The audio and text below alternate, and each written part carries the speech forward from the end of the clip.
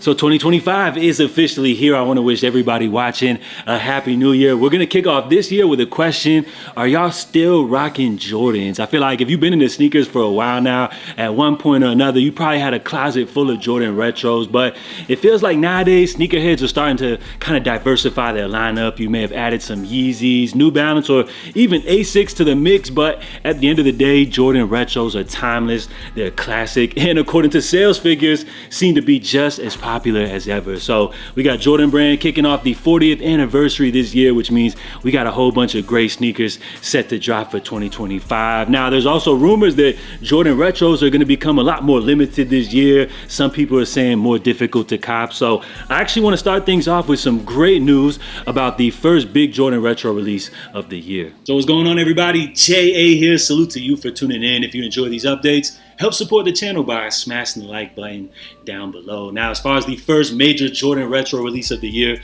that would definitely have to go to these Black Cat 3s, which we haven't seen Jordan Brand actually release since they originally dropped back in 2007. So January 11th is the official release date. $200 is the retail price point, which previously I did expose some of these sneaker resellers who are trying to get these joints off like it's 2020 again, selling them for upwards prices of like $350 plus. Now, I'm not out here trying to like pocket watch anybody or tell you how to spend your money, but just common sense would tell you that as far as this release, why pay that high resale ticket when more than likely you'll be able to grab these for retail on release date. And we got good news, which according to Eldon Monitors, they're saying this should be a good size general release, expected to be more widely available than the recently released Black Cement 3s, which as far as that classic Jordan 3, it still feels like Nike and Jordan Brand are restocking them joints like every day as we speak. So I felt like nobody really had a problem getting those. So when it comes to these Black Cat 3s, I would say you guys probably shouldn't have any trouble grabbing these. So I feel like that's great news, as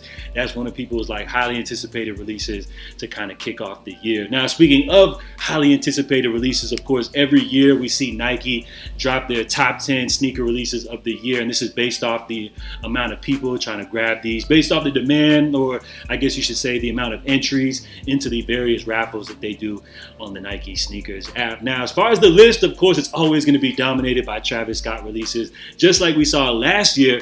But we also did see some, I guess you could say, surprising pairs make the list. It looks like some of these Jordan retros are still just as popular as ever. Now, coming in at number 10, of course, we see the J Balvin Jordan 3s. That was a release when they originally dropped. A lot of people were talking about them. We saw a good amount of interest just as they did make number 10. But when it comes down to the sneakers of the year conversation, it felt like a lot of people were kind of quiet about this release. And I'm not really sure why. But we'll see, of course, what J Balvin has in store this year, as he's rumored to be dropping a pair of Jordan 4s. Now, coming in at number 9, we have the Trophy Room Jordan 1 lows. I feel like when it comes to this shoe, they were almost like overshadowed by all the controversy surrounding the backdoor allegations. But as far as the release went down, it seemed like that one was pretty successful, and interesting to see that those actually did make the top 10 list. Now, at number 8, we got the Futura SB Dunks. I feel like those were definitely deserving. I think they landed exactly where I thought when it comes to this list right here. Although the SB Dunk, it feels like, has kind of fallen off as far as like being one of the most popular Nike retro releases. This one was a great one that paid homage to the classic designer, the artist, Futura, and with him having an organic Nike relationship, this one definitely seemed to be a great one. Now, we also had the Kobe Italian Camo, the Kobe Protros, which, of course, you guys already know, man. When it comes to Kobe releases, super popular, very collectible, and it felt like this was the most popular of the year. So very fitting to make the list, coming in at number 7. Now, at number 6, this one to me surprised me because I wouldn't have even expected these to make the top 10 list, but we got the classic military blues, or I guess renamed to the industrial blues.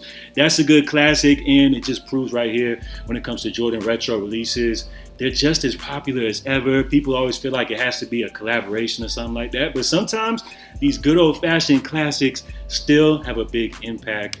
Now, when we move into the top 5, of course, this is where we see kind of Travis Scott dominate the picture. We got the Elkins High Jordan 1 Travis Scott low. When it comes to that one, a lot of people said this was like one of the ugliest Travis Scott releases that we've seen when it comes to the ones. For me, I actually appreciate the fact that they kind of took it into a different, more colorful realm, if that makes sense. But of course, the colors do represent Elkins High, where Travis Scott attended back in the day. Now, coming in at number 4, we have the T-Rex Jumpman Jack. Now, I'm actually really happy to see this one make the list because this is actually Travis's very first all-original Jordan model. And when it comes to the hype behind Travis releases, it feels like it's always just with the Travis 1 lows, but it's cool to see that these ones actually passed up the Elkins High as far as demand this year. And then a great one, what I felt like was probably the most exciting release. It felt like this was the pair that most people were talking about this year, and that would have to go to these Jordan 4 Bred Reimagines. When it comes to Reimagine Jordan releases, it feels like for the most part, people aren't really feeling it, especially when it comes to these Jordan releases because they're just so classic. And anytime Jordan Brand makes any design changes to people's favorite classic Jordan releases, people seem to be upset. But when it comes to this one right here, it felt like most people looked at the leather finish as an upgrade over like the suede Durabug, Nubuck finish. I felt like I agree with that right there, and I'm really happy to see this one make the list. This was a lot of people's sneaker of the year this year, actually, so that was very fitting. Now, this one was probably the most surprising due to the fact that this was a release that I guess, or I don't know if it was the most surprising, but interesting because when it comes to these velvet brown Travis Scott Jordan 1s, these were the ones that people were saying were absolutely disgusting. And I just mentioned the Elkins High. People were saying they were the worst, but I guess this is just a common cycle because people were saying this was the worst Travis Scott release. But then when they dropped, of course, that story changed. Everybody wanted them. Is it due to the high resale value or the limited availability, or is it just due to the fact that they're just that hot? And then, of course, coming in at number 1, we got the reverse olive, medium olive, whatever you want to call them. I guess this one was really no shocker to everybody as Travis Scott Jordan 1 lows seem to be just as popular as ever. And on top of this one, I feel like when it comes to the color scheme, this is what fans are looking for when it comes to Travis Scott releases, whether it's the brown, whether it's the olive. These are the colors that just scream Travis Scott releases. So it did make sense that this one was coming in at number 1 as the number 1 most in demand, or I guess the most entries when it comes to these sneaker raffles. So I could imagine that probably like 1 billion people entered for a shot to get these. And as far as resale prices, we're seeing this one just continue to skyrocket. Yeah, I'm guessing next year we're probably going to see these joints maybe going for like, let's say, 700 plus on the secondary market, which is absolutely crazy, here in today's resale climate. So Travis Scott tops the list again. While I don't even know, like off the top of my head, what number 1 was last year, I'm guessing it was a Travis release. And probably for like the last 3-4 years they've been Travis releases. So it looks like he will continue to dominate next year. They're saying them fragments are supposed to be the last Travis 1 release, but my guess they'll probably top this list again. But then again, we got so many other great pairs set to release, so it'll be interesting to see if collaborations or if a Travis Scott release dominates the list, or maybe a Jordan retro release makes it to the top once again. But speaking of other Jordan retro releases, as far as my most highly anticipated release, where I feel like a lot of people may put those Jordan 4 white cements as their most highly anticipated release. Those are cool and everything, but I feel like as far as Jordan retros, if it's like a 3 or 4, those are probably like the most popular. And if you want to stand out a little bit, I would say we got to go with these Jordan 5 black metallics. Now, just for me personally, the reason I'm most excited about this sneaker right here, of course, 1, they're a classic, but 2, I've actually never owned a pair of Jordan 5s in my life. Like, I remember my boy, he used to rock the pair that dropped back in I think it was 2012 or something like that. The one with the 23 on the side. That one was a classic to me. I just loved just seeing him rock them joints every day, and always wanted to get my hands on a pair. Of course, we know this is an OG Jordan release. Every year it feels like these black metallics kind of change. They have different variations as they've dropped throughout the years. But as far as this reimagined pair, I feel like they did a very nice job on here. And although the white laces are a little bit controversial, I actually feel like they're a nice little contrast, a nice touch. But you guys aren't rocking with the white laces, it's all good because they come with that black pair as well. Now, originally these were supposed to drop around springtime, but it looks like Jordan Brand has made some updates, and apparently these will actually be dropping coming up here in February, retailing at $210. Now, just for me personally, I'm over here just trying to sell you guys on these right here, but for me, honestly, I really don't find myself buying too many Jordan retro releases.